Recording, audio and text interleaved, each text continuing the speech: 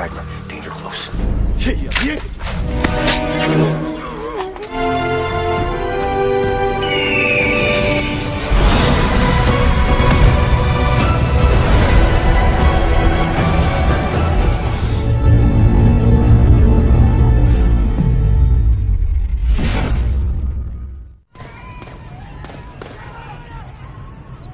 Ringside seats do an ethnic cleansing.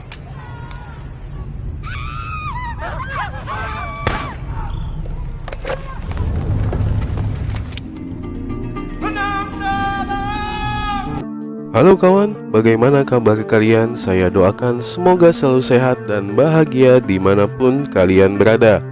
Kita berjumpa lagi kawan dalam alur cerita film di Ahmad Irwan Channel. Yang kali ini kita akan kembali membahas sebuah film bergenre action noir dari film yang rilis perdana di tahun 2003, yaitu Tears of the Sun.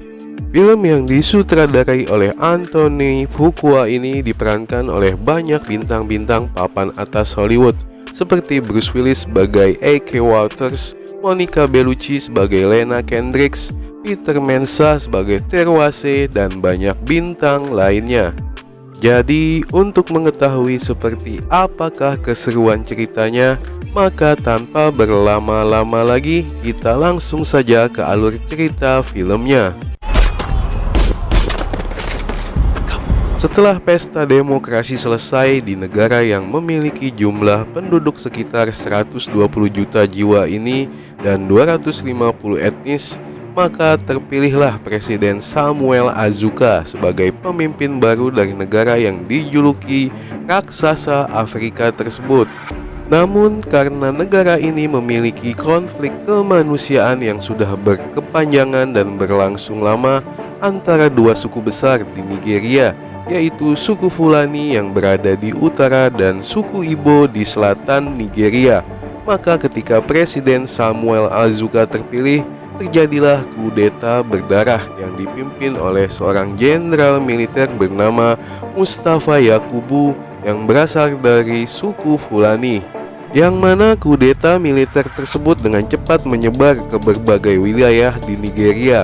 Kaum pemberontak yang didukung oleh militer pun mulai melakukan pembersihan etnis dari suku Igbo, sehingga menyebabkan ribuan nyawa tak berdosa melayang.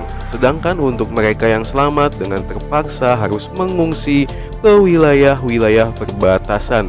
Pemerintah Amerika yang melihat krisis kemanusiaan tersebut semakin meluas dan membahayakan, memutuskan untuk segera mengekstradisi warga negaranya yang berada di Nigeria dengan menggunakan kekuatan militernya, yang saat itu dilepas pantai di Laut Afrika. 3 helikopter jenis Black Hawk mendarat di atas geladak kapal induk USS Harry Truman. Yang di atas kapal induk tersebut, seorang reporter perang yang sedang melakukan siaran langsung mendapatkan info terkini kalau Presiden terpilih Nigeria Samuel Azuka beserta keluarganya telah tewas dibunuh oleh kelompok pemberontak.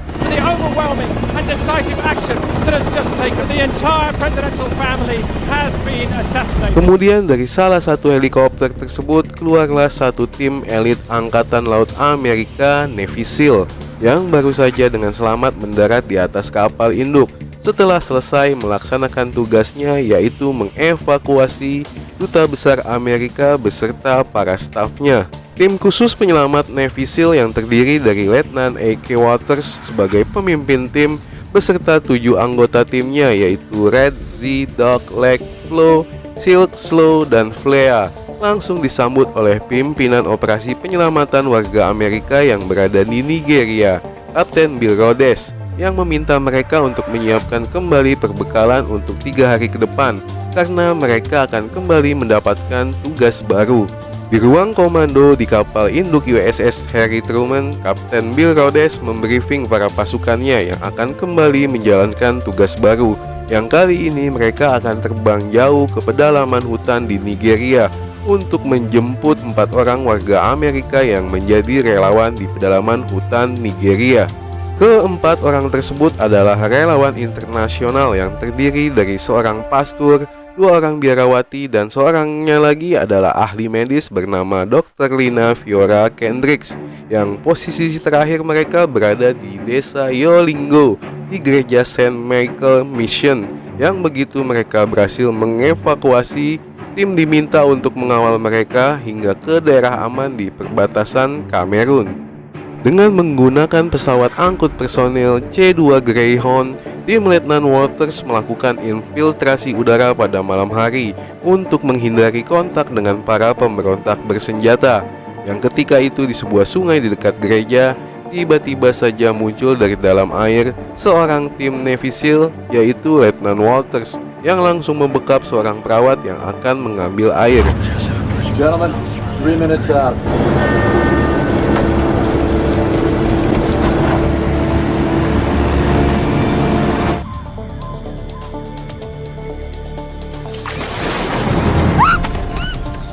Setelah mendapatkan konfirmasi kalau lokasi sekitar aman dari perawat pribumi tersebut, Letnan Waters dan timnya pun mulai mendekat ke gereja untuk mengecek keadaan sekitar. Yang ketika berada di dalam gereja, Letnan Waters bertemu dengan Dr. Kendricks dan dua biarawati yang sedang melakukan operasi darurat terhadap warga sipil setempat, dan disambut dengan kurang baik oleh Dr. Kendricks karena kedatangan mereka dianggap mengganggu dan membuat takut seorang perawatnya.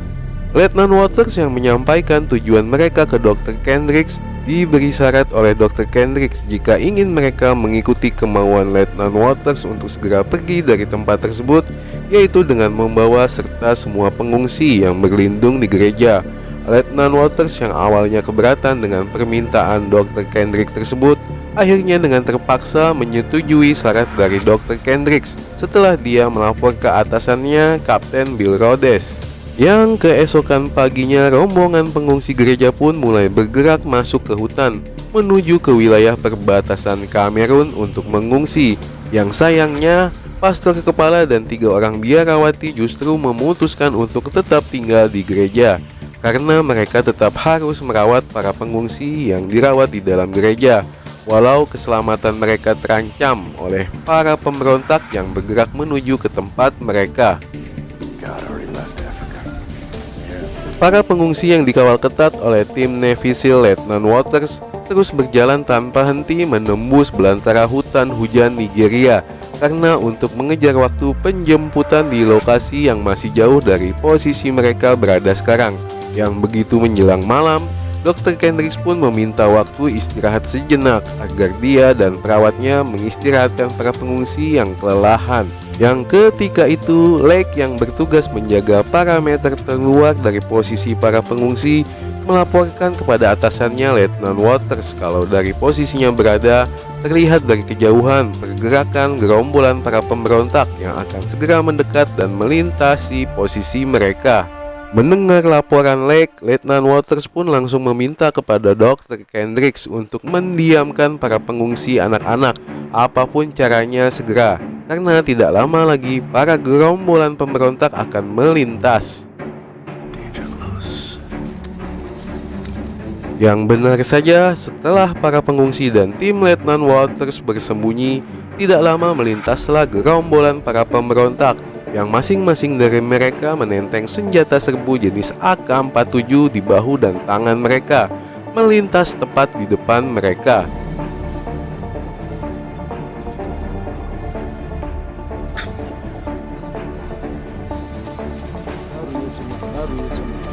Yang di saat itu nyaris terjadi kontak senjata dengan pemberontak karena salah satu dari gerombolan pemberontak tertinggal dari kelompok mereka.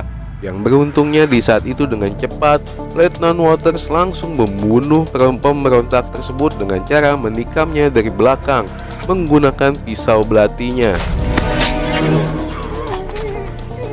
Dr. Kendricks yang tahu kemana tujuan pemberontak tersebut bergerak langsung meminta untuk kembali ke gereja, yang tentu saja permintaan berbahaya tersebut langsung ditolak oleh Letnan Waters karena di saat itu rupanya para rombongan pemberontak tersebut bergerak menuju ke gereja.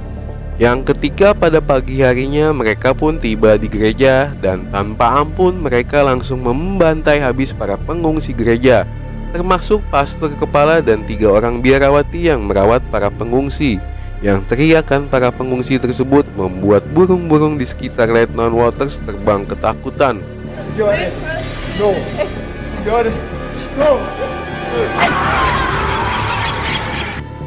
fuck was that? Yang pada saat itu Letnan Waters dan yang lainnya telah berada di titik penjemputan, menunggu helikopter SARS Amerika datang menjemput mereka. Yang setelah helikopter muncul di atas mereka, Z segera melemparkan suar penanda posisi mereka berada. Tetapi di saat helikopter mendarat dan Dr. Kendricks telah naik ke atas heli, para pengungsi yang selama ini ikut bersama tim Navy SEAL ditahan pergerakannya oleh Flo, Slow, Silk, dan Flea. Rupanya ini adalah rencana Letnan Waters selama ini agar Dr. Kendricks mau ikut dengannya.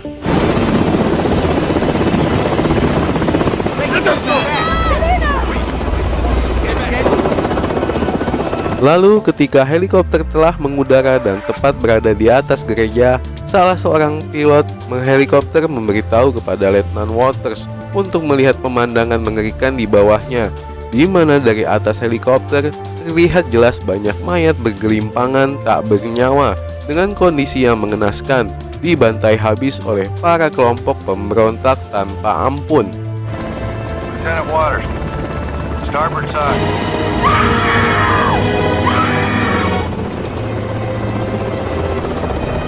Letnan Waters dan timnya yang melihat dari atas helikopter hanya bisa terdiam tanpa kata setelah melihat pemandangan mengerikan tersebut. Yang setelah itu, Letnan Waters pun memberi isyarat kepada pilot heli untuk memutar balik kembali ke titik penjemputan awal mereka. Yang setelah mendarat, mereka pun kembali dengan pengungsi yang belum jauh bergerak meninggalkan lokasi pendaratan heli. Letnan Waters memerintahkan kepada Dr. Kendricks untuk menaikkan para pengungsi anak-anak dan mereka yang terluka ke atas helikopter, sedang sisanya yang masih sehat melanjutkan perjalanan ke perbatasan Kamerun. Di sini Z yang menjadi wakil dari Letnan Waters kembali menanyakan apa sebenarnya tujuan dari atasannya tersebut, yang oleh Letnan Waters dijawab tetap menjalankan misi. Red, go in the package. Same mission. Tetapi belum lama mereka meninggalkan padang rumput terbuka tempat heli mendarat. Kelompok pemberontak yang dipimpin oleh Kolonel Idris Sadik dari militer Nigeria telah sampai di lokasi tersebut, berkat dipandu oleh seorang tentara elitnya bernama Terwase yang mengetahui kalau para pengungsi sebagian telah naik helikopter dan sisanya berjalan kembali masuk hutan menuju perbatasan Kamerun. Yang di saat tim Navy SEAL Letnan Waters dan pengungsi beristirahat, tiba-tiba saja alarm peringatan berbunyi dari laptop khusus militer milik Slow. Yang di layar laptop terlihat pergerakan pasukan pemberontak menuju ke arah mereka dengan jarak kurang lebih 10 km dan memiliki jumlah pasukan setara dengan 1 peleton. Yang hal itu membuat Letnan Waters dan Slow bingung mengapa para pasukan pemberontak tersebut terus memburu mereka dan mulai menaruh curiga pada para pengungsi yang ikut dengan mereka. Lalu di saat perjalanan kembali dilanjutkan, Lake yang telah berada di garis depan pun melapor kepada Letnan Waters dan memintanya untuk segera menghampiri posisinya. Yang di saat itu di depan Lake terlihat pemandangan sebuah desa terpencil di tengah hutan, yang di dalam desa tersebut terdengar bunyi tembakan yang saling sahut-sahutan yang ditembakkan oleh para tentara pemberontak terhadap warga desa setempat.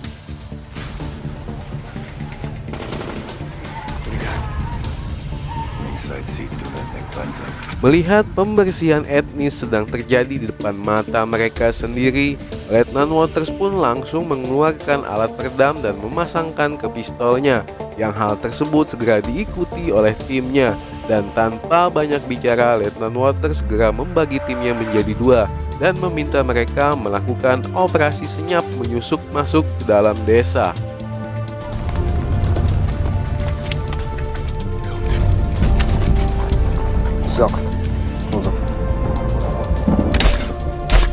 Sedang para pengungsi dipercayakan kepada Flea yang di saat itu juga bertugas sebagai sniper tim, memantau dan menghabisi musuh dari kejauhan.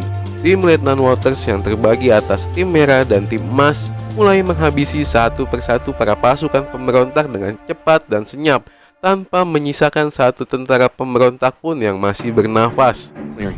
Wait for my go. Silent and quick. Gold team, on me.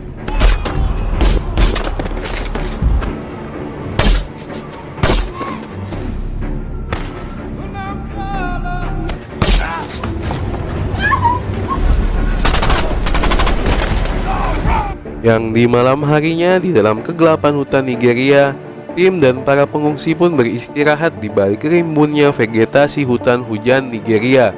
Dalam bayang-bayang kejadian mengerikan tadi siang, tim Letnan Waters hanya bisa terdiam dalam posisi siaga mereka masing-masing.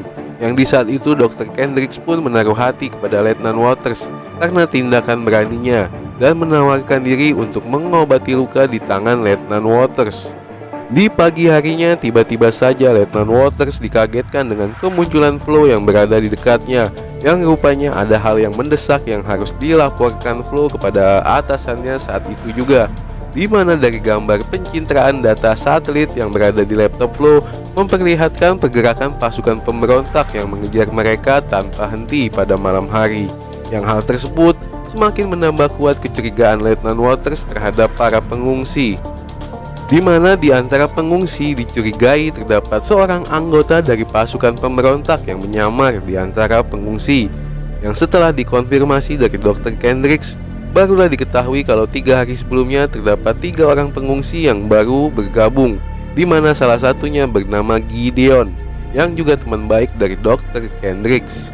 Yang ketika akan dilakukan penggeledahan satu persatu pengungsi baru tersebut, tiba-tiba saja Gideon berlari dengan kencangnya menjauh dari anggota SEAL Letnan Waters. Yang hal tersebut tentu saja membuat Letnan Waters memerintahkan SEAL untuk segera melumpuhkan Gideon dengan senjatanya. Lalu ketika tubuh Gideon yang sekarat diperiksa oleh anggota SEAL, Red berhasil menemukan sebuah alat pemancar yang disembunyikan di pakaian Gideon. Dan setelah dipaksa untuk bercerita yang sebenarnya oleh Letnan Waters, Gideon pun mengaku kalau dia terpaksa melakukan hal tersebut demi keselamatan keluarganya yang ditahan oleh pasukan Kolonel Idris Sadik dengan perintah untuk mengikuti seseorang yang bernama Arthur di antara pengungsi tersebut. Kesal karena telah dikhianati oleh para pengungsi, Letnan Waters pun segera mengarahkan pistolnya ke kepala salah satu pengungsi baru tersebut untuk memastikan kalau di antara mereka tidak ada pengkhianat lagi yang memberitahukan posisi mereka ke pasukan pemberontak yang mengejar. Yang setelah hitungan keempat, barulah rekan dari pengungsi yang ditodongkan pistol oleh Letnan Waters mengaku kalau dialah yang menjadi buruan dari pasukan Kolonel Idris Sadik, yang mengaku bernama Arthur Azuka, putra tunggal dari Presiden Nigeria yang terpilih Samuel Azuka, yang rupanya Arthur juga pewaris tahta selanjutnya dari pemimpin suku Igbo, yang memang disengaja akan diputus garis keturunannya oleh suku Fulani. Yang hal tersebut dijelaskan oleh pengawal pribadi dari Arthur sendiri yang wajahnya ditodongkan pistol oleh Letnan Waters bernama Kolonel Emmanuel Okizi. Begitu mengetahui fakta yang sesungguhnya, Letnan Waters pun segera memerintahkan semuanya untuk kembali bergerak, karena kini jarak mereka dengan pasukan pemberontak hanya berkisar 1 jam perjalanan. Yang di saat itu Letnan Waters pun memberikan tugas khusus ke Red. Yang setelah 1 jam berlalu, benar saja pasukan Kolonel Idris Sadik tiba di lokasi di tempat para pengungsi beristirahat tadi, di mana di situ dari kejauhan Terwase melihat jasad intelnya Gideon yang telah tewas bersimbah darah bersandar di sebuah pohon. Yang tidak lama kemudian Terwase pun berteriak karena salah satu pasukannya memegang alat pemancar yang dikalungkan di leher Gideon. Yang setelah itu ledakan beruntun pun terjadi sehingga menewaskan beberapa pasukan pemberontak. Yang rupanya ledakan tersebut adalah ulah Red yang telah diperintahkan oleh Letnan Waters untuk tinggal melakukan sabotase dengan ranjau guna menghambat pergerakan pasukan pemberontak. Yang setelah melakukan tugasnya, Red pun segera berlari kencang menyusul rekan-rekannya yang telah berada di depan. Di saat Letnan Waters sedang membriefing ulang anggotanya di pinggir sungai, Z pun memberikan alat komunikasinya yang rupanya itu adalah kontak langsung dari atasan Lieutenant Waters, Kapten Bill Rhodes. Kapten Bill menegur keras Lieutenant Waters karena mendapatkan info dari intel lapangan bahwa telah terjadi kontak senjata antara pasukan pemberontak Kolonel Idris Sadik dengan pasukan SEALs di pedalaman hutan. Yang setelah dijelaskan oleh Lieutenant Waters, Kapten Bill Rhodes pun akhirnya mengerti dan akan segera mengirimkan bantuan secepat mungkin. Karena saat itu support udara untuk sementara dihentikan karena alasan keamanan, dan Kapten Bill Rhodes menyarankan kepada Lieutenant Waters untuk meninggalkan para pengungsi. Maka Lieutenant Waters pun meminta pendapat dari masing-masing anggotanya mengenai saran dari Kapten Bill tersebut, yang tentu saja saran tersebut ditolak oleh mereka kecuali Lek, yang pada pagi hari ketika telah mendekati hutan perbatasan Kamerun, yang saat itu mereka berada di wilayah terbuka dengan vegetasi rerumputan tinggi. Lek yang seperti biasa menjadi pasukan pengintai maju terlebih dahulu di depan tim untuk melihat keamanan lokasi di depan. Namun karena Lek lengah akibat babi hutan yang melintas, tiba-tiba saja sebuah peluru langsung bersarang di bahu kanan Lek, yang peluru tersebut ditembakkan oleh sniper pasukan pemberontak. Sniper, 11 o'clock. Sniper. Dan pertempuran tidak seimbang pun dimulai. Setelah diberi perawatan sementara, Lakewood kembali bangkit bergabung dengan rekan-rekannya, memberikan tembakan perlindungan untuk pengungsi di belakangnya, dan mengarahkan senjatanya ke posisi pasukan pemberontak. Jual beli tembakan pun terjadi di antara dua kubu tersebut yang saling melepaskan tembakan. Beberapa kali roket RPG pun melayang terbang mengarah ke mereka, hingga akhirnya mengenai beberapa pengungsi yang tidak jauh dari situ. Dr. Kendricks pun berada. Dr. Kendricks! Wake up, you hear me? Yang karena serangan tersebut memaksa tim SEAL pun untuk kembali mundur untuk memberi pertolongan kepada pengungsi di belakang. Dan di saat dalam kondisi bertahan dari serangan pasukan pemberontak, Flo pun menjadi anggota pertama yang gugur dari SEAL, disusul oleh Lek yang di saat akan mundur terpaksa harus kembali demi melindungi seorang wanita pengungsi yang tertinggal, yang setelah itu akhirnya mereka berdua harus tewas karena diberondong tembakan lawan.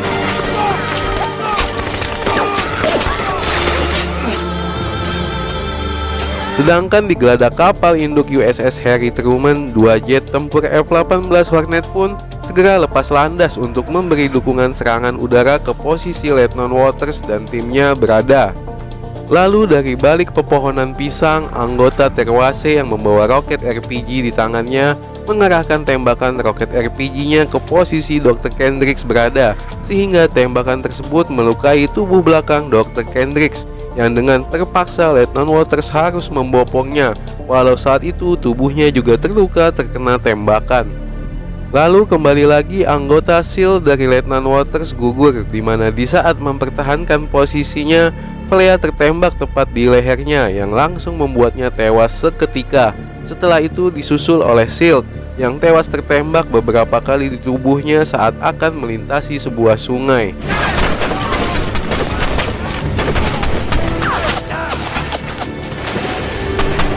Yang setelah pintu perbatasan Kamerun di depan mata mereka, Lieutenant Waters terpaksa harus kembali dan meninggalkan Dr. Kendricks bersama Arthur untuk maju ke pintu perbatasan, karena di saat itu anggota yang tersisa dari SEALs yaitu Z dan Red terluka terkena tembakan dari pasukan pemberontak.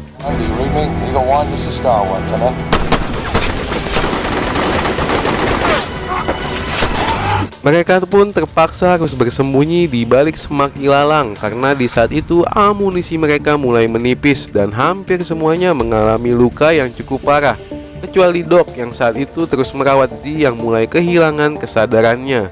Yang di saat itu tiba-tiba saja radio komunikasi milik Z berbunyi yang mengabarkan kalau dua jet tempur F-18 Hornet yang berkode Star One telah mendekat ke lokasi mereka dan akan membantu tim SEAL dengan melakukan serangan udara, dan mereka meminta tanda untuk bisa membedakan mana kawan dan lawan yang harus mereka serang.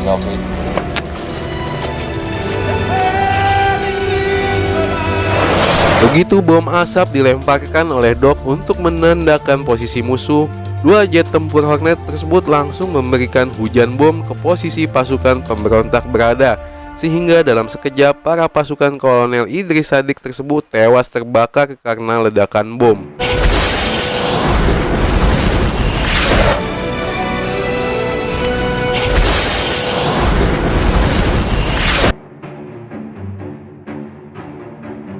Yang kemudian disusul datangnya 3 helikopter jenis Seahawk yang salah satunya ditumpangi oleh Kapten Bill Rhodes yang datang untuk menjemput dan membawa pulang pasukannya serta membantu para pengungsi Nigeria untuk bisa masuk ke perbatasan Kamerun. Dan film pun berakhir. Dr. Lee. Come on.